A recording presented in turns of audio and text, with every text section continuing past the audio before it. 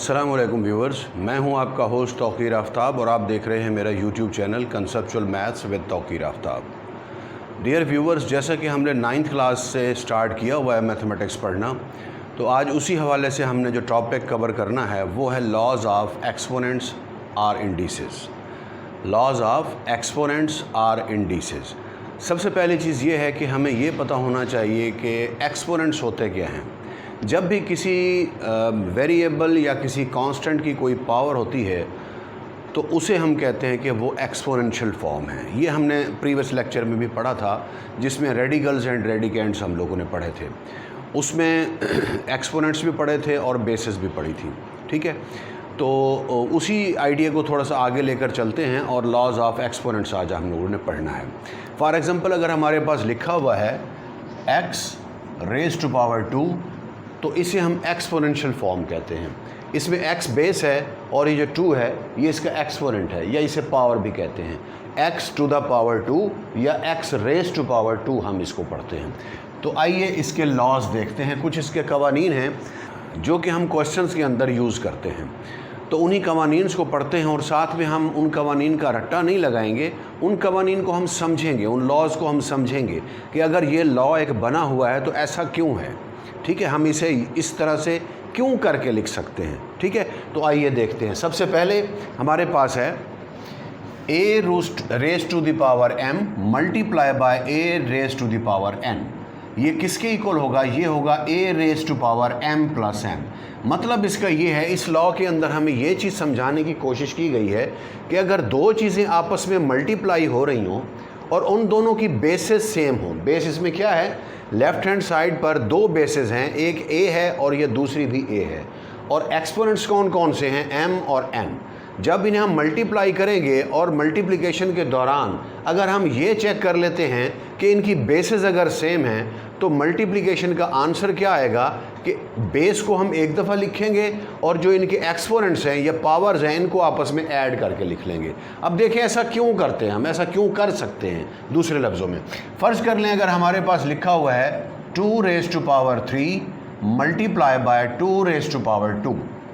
अब इस हिसाब से इस रूल के तहत अगर हम देखें बेसिस सेम हैं तो यहाँ पर भी बेसिस सेम है, तो आंसर क्या बनता है? बेस को एक दफ़ा लिखेंगे और फिर इसकी जो पावर्स हैं वो आपस में ऐड हो जाएंगी, यानी m प्लस n हो जाएगा। इसका मतलब 3 plus 2 that is 2 raise to power 5। अब देखें ऐसा हम क्यों कर सकते हैं। ये जो दो चीज़ें हैं 2 रेज़ टू पावर 3, इसका मतलब क्या है? 2 रेज़ टू पावर 3 का मतलब है 2 is multiply by 3 times, that is 2 multiply by 2 multiply by 2। और उसके बाद लिखा है 2 square, that is 2 is multiply by 2 times. It means that 2 multiply by 2। अब देखें ये टोटल कितने दो हैं? 1 2 3 4 5, तो 5 टाइम्स 2 मल्टीप्लाई हो रहा है, तो लिहाजा ये क्या बनेगा? 2 raise to power 5।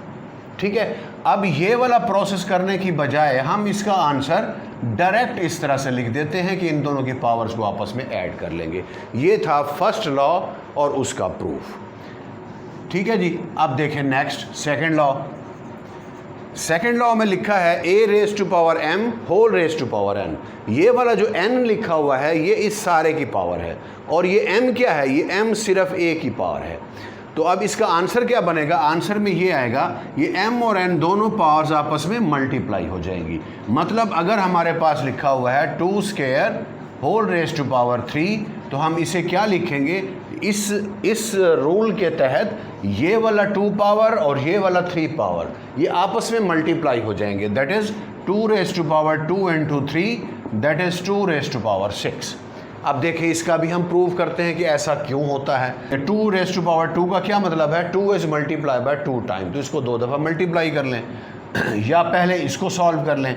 2 square whole raise to power 3, इसका मतलब क्या होगा कि 2 स्क्वायर जो है ये 3 टाइम्स मल्टीप्लाई हो रहा है, तो आप लिखें 2 square multiply by 2 square multiply by 2 square. ठीक हो गया। अब ये 2 स्क्वायर का क्या मतलब है? इसका मतलब ये है कि 2 इज़ मल्टीप्लाई बाय 2 टाइम्स, तो इसे लिखें 2 मल्टीप्लाई बाय 2। और इस 2 स्क्वायर का क्या मतलब है? 2 मल्टीप्लाई बाय 2। और इस 2 स्क्वायर का क्या मतलब है? 2 इज़ मल्टीप्लाई बाय 2। अब देखिए कितनी दफ़ा 2 लिखा हुआ है? 1 2 3 4 5 6। 2 is multiplied by 6 time, so we can write it 2 raised to power 6। तो ये एक तरह से इसका प्रूफ हो गया। इसी तरह से थर्ड लॉ देखें, इसमें लिखा है A B whole raise to power N is equal to A raise to power N multiply by B raise to power N. मतलब अगर दो चीज़ें, दो डिफरेंट चीज़ें हैं, वो मल्टीप्लाई हो रही हैं और उन तमाम की एक होल रेज टू पावर है एन, तो हम इस पावर को दोनों के साथ अलहदा लिख सकते हैं। तो ये एक अलहदा चीज़ है, ये ए और बी दो डिफरेंट चीज़ें हैं, मतलब बेसिस डिफरेंट हैं इनके अंदर। तो अब ये थर्ड लॉ देखें, इसे भी प्रूव कर लेते हैं। मैं दो चीज़ें कर रहा हूँ, एक मैं कर रहा हूँ 2 मल्टीप्लाई बाय 3 और whole raise to power n है, एक नंबर है वो कर लेते हैं, फ़र्ज कर लें वो भी 3 है, ठीक है। 2 into 3 whole raise to power 3। अब इसका क्या मतलब होगा, इसका मतलब होगा ये 2 into 3 ये 3 टाइम्स मल्टीप्लाई हो रहा है आपस में। तो हम लिखेंगे, वैसे रूल के तहत ये किसके इक्वल होना चाहिए, इस लॉ के तहत ये होना चाहिए 2 raise to power 3 multiply by 3 raise to power 3, ये हमारा आंसर होना चाहिए। तो अब देखें ये कैसे आता है आंसर, ये 2 into 3 3 टाइम्स मल्टीप्लाई होगा, यानी 2 into 3 2 into 3 2 into 3, ये 1 2 3। अब देखें ये 2 कितनी दफ़ा मल्टीप्लाई हो रहा है, 1 2 3, तो लिखें 2 मल्टीप्लाई बाय 2 मल्टीप्लाई बाय 2, और ये 3 कितनी दफ़ा मल्टीप्लाई हो रहा है, ये भी 3 टाइम्स हो रहा है, तो लिखेंगे 3 into 3 into 3। तो ये टोटल क्या बन जाएगा, 2 रेज टू पावर 3 हो गया ये, और मल्टीप्लाई बाय ये कितना है 3 रेज टू पावर 3। देखें ये वही सेम आंसर आया, ठीक है। तो ये लंबा प्रोसेस करने की बजाय हम इन रूल्स के तहत इसको शॉर्टकट्स में इस तरह से सॉल्व कर लेते हैं। इसी तरह से फोर्थ लॉ देखिए, फोर्थ लॉ में सेम यही चीज़ है, मल्टीप्लिकेशन की बजाय हमारे पास डिवीजन है, यानी 2 डिवाइडेड बाय 3, इधर आएगा 2 डिवाइडेड बाय 3, 3 टाइम्स मल्टीप्लाई होगा, ठीक है। फिर 2 3 टाइम्स मल्टीप्लाई होगा, डिवाइड बाय 3 भी 3 टाइम्स मल्टीप्लाई होगा, तो ऊपर आएगा 2 रेज टू पावर 3, नीचे आएगा 3 रेज टू पावर 3। तो इसे आपने खुद से ट्राई करना है। ये देखिए, ये वाला जो लॉ है ये बड़ा इंपॉर्टेंट लॉ है और ये बहुत दफ़ा यूज़ होता है, बहुत सारे क्वेश्चन में यूज़ होता है, फिफ्थ लॉ, ठीक है। फोर्थ आपने खुद ट्राई करना है।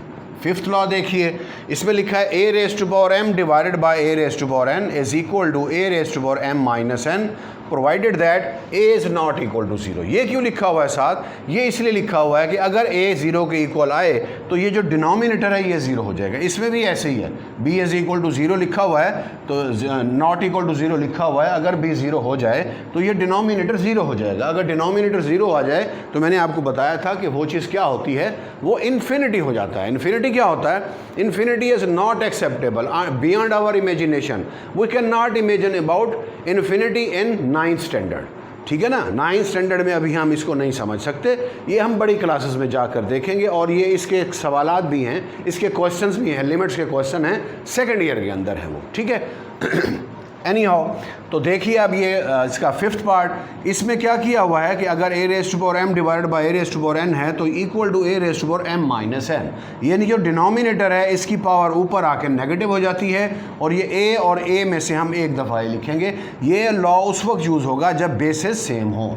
ये इसी तरह से है जैसे हमने फर्स्ट पढ़ा था, फर्स्ट में मल्टीप्लिकेशन थी, मल्टीप्लिकेशन सम में कन्वर्ट हो गई, ठीक है, पावर्स का सम हो गया, और ये जो डिवीजन होती है इसमें हम पावर्स का डिफरेंस ले लेते हैं, ठीक है। अब इसको देखिए, इसमें कर लेते हैं 2 raise to power 4 divided by 2 raise to power 2, ठीक है जी। अब इस लॉ के रूल से इसका आंसर क्या होना चाहिए, m की जगह 4 है, n की जगह 2 है, तो a raise to power m minus n है, यानी 2 raise to power 4 minus 2 that is 2 raise to power 2, ये हमारा आंसर होना चाहिए। अब चेक कर लेते हैं इसको भी, इसे सॉल्व करें। 2 raise to power 4 means 2 is multiply by 4 times, that is 2 multiply by 2 multiply by 2 multiplied by 2, ये 4 टाइम्स हो गया, और नीचे क्या है 2 square that is 2 multiply by 2। अब 1 2 को इससे काट दें, 1 2 को इससे काट दें, बाकी क्या बचा 2 raise to power 2, 2 is multiply by 2 times, तो क्या आएगा 2 रेज टू पावर 2, ये इसका आंसर आ गया। अब ये इस तरह से, मतलब यहाँ पे तो मैंने एक छोटी सी क्वांटिटी लिखी है, जब क्वेश्चंस इसके हम करेंगे तो बहुत सारी क्वांटिटीज़ होंगी, तो उन तमाम को अगर हम इस तरह से सॉल्व करना शुरू कर दें तो वो अच्छा खासा टाइम टेकन हो जाता है।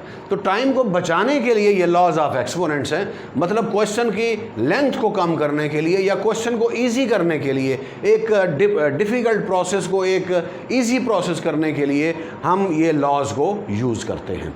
इसके बाद नेक्स्ट देखिए, इसका सिक्स लॉ, इसमें लिखा है a raise to power 0 is equal to 1। मतलब इसका ये है कि किसी भी चीज़ की पावर अगर 0 हो तो उसका आंसर 1 होगा। यहाँ पर a की जगह कुछ भी हो सकता है, कोई भी नंबर हो सकता है, कोई भी रियल नंबर हो सकता है।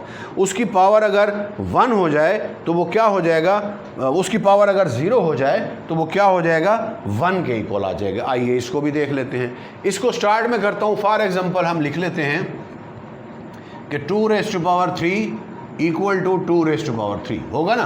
2 raise to power 3 2 raise to power 3 के इक्वल होता है। 2 रेज़ टू पावर 3 वैसे होता क्या है, 2s multiply by 3 times, it means that 8 is equal to 8 लिखा हुआ है। अब अगर दोनों साइड से हम डिवाइड कर दें 2 रेज़ टू पावर 3 से तो क्या बनेगा, 2 raise to power 3 divided by 2 raise to power 3 is equal to 2 raise to power 3 divided by 2 raise to power 3। Same चीज़ है, तो हम इसे कैंसल आउट कर सकते हैं। ये 1 हो गया। अब इसको हमें इस रूल से सॉल्व नहीं करता, इसको मैं सॉल्व करता हूँ इस रूल से जो हमने यहाँ पे पढ़ा था 5th लॉ के अंदर। मतलब जब नीचे वाली पावर ऊपर जाएगी तो क्या हो जाएगी, माइनस हो जाएगी। तो ये बन जाएगा 2 रेज़ टू पावर 3, ये जो 2 ऊपर जाएगा तो इसकी पावर नेगेटिव हो जाएगी, मतलब -3 आ जाएगा, इज इक्वल टू 1। अब ये 2 रेज़ टू पावर 3 माइनस 3 क्या बनेगा, 2 रेज़ टू पावर 0। तो ये आ जाएगा 2 raise to power 0 is equal to 1। इसी तरह से किसी भी चीज़ की पावर अगर 0 हो तो आंसर क्या होगा, 1 होगा। अब देखिए ये इतना लंबा प्रोसेस की जगह हम जस्ट ये लॉ यूज़ करेंगे कि किसी भी चीज़ की पावर अगर 0 हो तो उसका आंसर 1 होता है और a is not equal to 0 होगा। अगर a 0 के इक्वल आ जाए क्या बनेगा, 0 रेज़ टू पावर 0। आप कैलकुलेटर से करें 0 रेज़ टू पावर 0, कैलकुलेटर इसका जवाब देने से जवाब दे देगा कि भाई मेरे पास कोई जवाब नहीं है, ठीक है ना, क्योंकि ये अनडिफाइंड चीज़ें होती हैं ये। एनी हाउ नेक्स्ट है 7th, a raise to power -n is equal to 1/n, a is not equal to 0। इसमें भी अगर a 0 की इक्वल आ जाए तो डिनोमिनेटर 0 हो जाएगा। अब इस लॉ की रूह से आपने ये जहन में रखना है, इस लॉ को समझने के लिए पहले आप इसको देखें। इस नीचे वाले डिनोमिनेटर को जब ऊपर शिफ्ट किया था तो पावर क्या हो गई थी, माइनस हो गई थी, ठीक है। इसी तरह से अगर हम ऊपर वाली चीज़ को नीचे लेकर आएंगे तो उसकी पावर का साइन चेंज हो जाएगा, या नीचे वाले को ऊपर लेकर जाएं तो उसकी पावर का साइन चेंज हो जाएगा। अगर नेगेटिव है तो पॉजिटिव हो जाएगा, अगर पॉजिटिव है तो नेगेटिव हो जाएगा। ये सेम इसी तरह से है, a raise to power -n था, इसकी पावर नेगेटिव है, जब इसे नीचे लेकर आए तो इसकी पावर प्लस हो गई, ठीक है। तो ये हमारे थे लॉज ऑफ एक्सपोनेंट और हम इन्हीं को अब आगे एक्सरसाइज के अंदर यूज़ करेंगे, एक्सरसाइज 2.4 के अंदर। ओके व्यूअर्स, इस पर मैं 2.4 एक्सरसाइज पर भी मैं वीडियो आज ही बना रहा हूँ, तो ये मैं अलहदा से अपलोड कर दूँगा और फिर जो 2.4 एक्सरसाइज है उसे मैं अलहदा से ही अपलोड करूँगा। उम्मीद है आपको ये लॉज ऑफ एक्सपोनेंट समझ आए होंगे।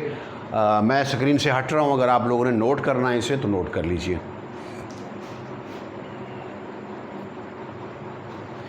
तो व्यूअर्स, ये था हमारा आज का लेक्चर। उम्मीद है आप लोगों को वीडियो पसंद आई होगी। अगर ये आपको वीडियो अच्छी लगी है तो इसे ज़रूर लाइक कीजिए, मेरे चैनल को सब्सक्राइब भी करें और साथ ही मेरा मैसेज अपने दोस्तों तक भी पहुंचाएं कि 9th के बाद इंशाअल्लाह इसी तरह से ग्रेजुअली हम लोग 10th फर्स्ट ईयर और सेकंड ईयर को कवर करेंगे कंसेप्चुअली, नो रट्टा।